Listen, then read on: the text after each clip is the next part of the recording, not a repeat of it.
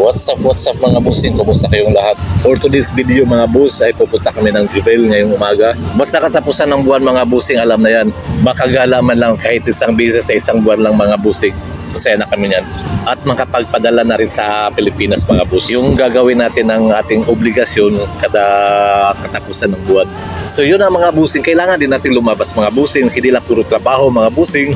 Na kahit pa paano na-enjoy din natin ang isang araw sa galaan. Kaya hindi lang puro trabaho mga bossing kasi ang trabaho nandyan lang yan. Kaya minsan niya pagdadapuan ako ng katamaran so nag-a-absent ako mga bossing. Ganun lang yun mga bossing. Boss kasi minsan tinatama din ako magtrabaho kaya mag-a-absent din ako. So kung mag-absent mga boss, nasa kwarto lang, hindi nagagalak kasi wala na rin ng budget. Isang beses lang may budget sa katapusan lang. Tapos sasabihin ng iba mga bossing, hayahay na ang buhay namin dito sa abroad. Hindi po mga bossing. Kaya tuwing sahod lang kami makakalabas at makakain ng masarap. Yun lang yun mga boss. At may maiwang allowance sa isang buwan. Mahirap din kasi mga boss kung wala kang matitirang allowance sa isang buwan, paano yung pang merienda mo araw-araw. Kaya mahirap mga boss, kaya nagbabudget kami dito. At may isa pa na hindi namin pwede na mawala sa amin dito mga bossing, yung importante sa amin na araw-araw na nagbibigay ng saya sa amin, yung internet.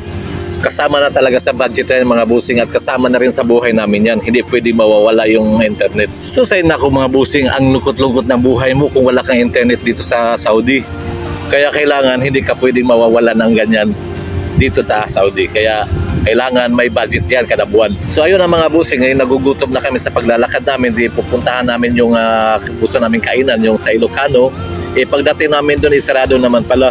So yun ang mga bossing, hindi namin alam kung nagsara ba o nagsarado lang sila nitong araw na to. Hindi namin alam mga bossing. Napakasarap pa naman ang kutsiro nila dito mga bossing at saka yung pansit canton. Yung kutsiro nila mga bossing talagang lasang-lasa talaga. Ang sarap talaga mga bossing, promise. Saan tayo? Ha? Doon sa lutong bahay. So ayun na mga bossing, nag-usap-usap kaming tatlo kung saan kami kakain, kung sa lutong bahay ba o doon sa pansitan. So ayun na mga bossing, napagsunduan namin tatlo na doon lang kami kakain sa Kabayan Restaurant.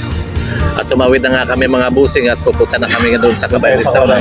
At maganda naman din doon sa Kabayan Restaurant mga bossing, maraming ulam na pagpipilian doon. So ayun na mga bossing, kumakain na kami dito mga bossing. Masarap dito mga bossing, maraming ulam na pagpipilian. Sa budget meal mga bossing, 2 ang ulam, 1 kanin, libre ang sabaw at 1 tubig. So ayun na mga bossing, busog na busog ko mga bossing, ubos na yung kanin ko at saka ulam ko mga bossing. Pagkatapos namin kumain mga bossing, nakapamili na kami ng konti at saka pauwi na kami sa kampo namin. Oh, yung tropa mo ba?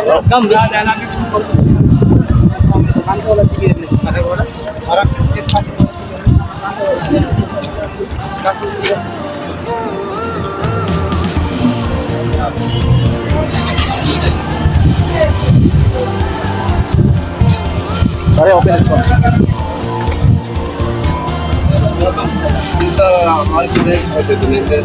Proceed ka pre.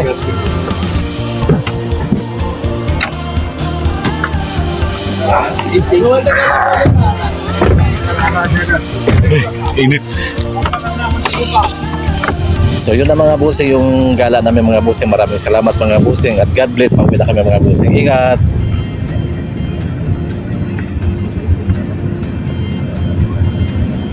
Magkano ka? Seatbelt ka? Ano?